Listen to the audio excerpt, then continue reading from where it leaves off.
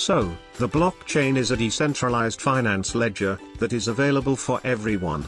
It is basically just a digital book that documents your transactions. So it ensures an unobstructed exchange of cryptocurrencies between a large number of members all around the world. This digital finance ledger stores all transactions of every member of the network and documents them. So a mechanism behind the blockchain creates consensus between distributed, unknown parties. That means that nobody needs to trust each other, you only have to trust the blockchain system. As a result, you are able to transfer money without the need of third parties like banks. This makes your transaction not only faster, but also a lot cheaper. So what is a blockchain wallet? So if you want to manage your coins, first you need a digital wallet. It stores all of your crypto coins. So it works like your bank account. The account holds a unique address. It allows a unique assignment for transactions in the network. There is also always a recipient and a return address for each transaction. So you can always receive and withdraw your money. What is a blockchain network? So the blockchain network is based on a peer-to-peer system, where central servers are omitted. Instead, there is a union of computers that create a decentralized network. Anyone who wants to, can connect their computer to the network. They then become a nodal point. So they can carry out tasks such as validating transactions or just transfer coins. Since not every computer provides the same hardware performance, there are various kinds of nodes. They are different in their responsibilities and can execute different tasks. So what is a blockchain ledger? A ledger is a collection of transactions. So throughout history, pen and paper ledgers have been used to keep track of the exchange of goods and services. In modern times, ledgers have been stored digitally, often in large databases owned and operated by a centralized trusted third party on behalf of a community of users. These ledgers, with centralized ownership, can be implemented in a centralized or decentralized way. So there is a growing interest in exploring having distributed ownership of the ledger. Blockchain technology enables such an approach using both distributed ownership as well as a distributed physical architecture. Therefore, the distributed architecture of blockchain networks often involves a much larger set of computers, compared to a centrally managed database. The growing interest in decentralized ledgers is due to possible trust, security, and reliability concerns, because we don't trust those third parties anymore. So to keep track of everything in our network, someone has to enter all transactions chronologically. Therefore, blockchain serves as a digital version of an open ledger. It is a database for the entire network by integrating all transactions from a fixed period in one block. After a certain amount of time, miners will verify the block. It is then digitally sealed and attached to the blockchain. Thus, it provides a chronological listing of changes throughout the entire network. So the latest block always shows the most recent transaction. What is a blockchain miner? So the use of a blockchain enabled Bitcoin to be implemented in a distributed fashion, so that no single user controlled the digital cash, and no single point of failure existed. That was the main reason why Bitcoin got so popular. Its primary benefit was to enable direct transactions between users, without the need for a trusted third party. It also enabled the issuance of new cryptocurrency in a defined manner to those users, who managed to publish new blocks and maintain copies of the ledger. Such users are called nodes, or miners. The automated payment of the miners enabled distributed administration of the system without the need to organize. By using a blockchain, and consensus-based maintenance, a self-policing mechanism was created that ensured that only valid transactions and blocks were added to the blockchain. So a miner is a nodal point in our network.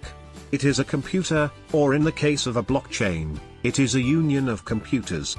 They provide the network with its hardware performance. So they validate incoming transactions and note them in the block. Our network verifies a block after a fixed time interval. All miners compete by solving a mathematical problem. The solution found is proof that the miner has performed his work and is also called proof of work. It is the consensus model that most blockchains use right now, but that will change because proof of work is inefficient and wasteful.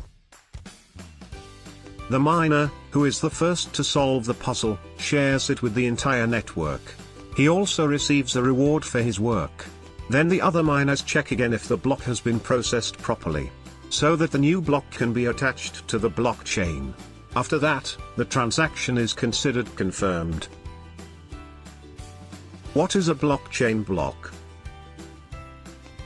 Blockchain network users submit transactions to the blockchain network through a software. So the software sends these transactions to a node within the blockchain network. The chosen nodes can be non-publishing full nodes, who just want to use the network for transactions, or as well as publishing nodes, who want to earn money and are able to publish blocks. The submitted transactions are then sent to the other nodes in the network, but they don't place the transaction in the blockchain. So once a pending transaction has been distributed to nodes, it must then wait until it is added to the blockchain by a publishing node. A block contains a block header and block data. The block header contains metadata for this block. The block data contains a list of validated and authentic transactions, which have been submitted to the blockchain network. So validity of these blocks are ensured by checking that the transaction is correctly formatted and cryptographically signed. Therefore, this verifies that the providers of digital assets for a transaction had access to the private key. So the other full nodes will check the validity and authenticity of all transactions in a published block, and will not accept a block if it contains invalid transactions. So how does a blockchain block looks like? So the first part of our blockchain block is the block header. It contains of the block number, also known as block height in some blockchain networks. It also contains the previous block header's hash value, and a hash representation of the block data. But what is a hash now? A hash is a checksum derived from the block's information. So each block contains the checksum of the previous block. As a result, this creates a direct link between the blocks, making our blockchain tamper-proof. The block header also shows the size of the block, and for some blockchain networks, which utilize mining, there is a nonce value, which is manipulated by the publishing node to solve the hash puzzle. Second, we have the block data. This contains of a list of transactions and ledger events included within the block. So now that we know all the blockchain components, we can stick everything together and are able to execute transactions. But what is a blockchain transaction? So a transaction represents an interaction between unknown parties. With cryptocurrencies, a transaction represents a transfer of the cryptocurrency between blockchain network users. For business-to-business scenarios, a transaction could be a way of recording activities occurring on digital or physical assets. For some blockchain implementations, a constant supply of new blocks is critical to maintaining the security of the blockchain network. By having a constant supply of new blocks being published, it prevents malicious users from ever catching up and manufacturing a longer blockchain. Let's explain the interaction of the different components in the following example. So Mark would like to send 10 coins to Dave.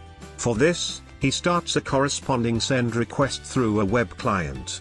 This creates a transaction that communicates with the network. So now the miners are busy validating the transaction. After the transaction got successfully validated, a miner then creates a block, which is then added to the blockchain. So after the miner did his work, the transaction is complete. So now, Mark lost 10 coins and Dave is $10 richer.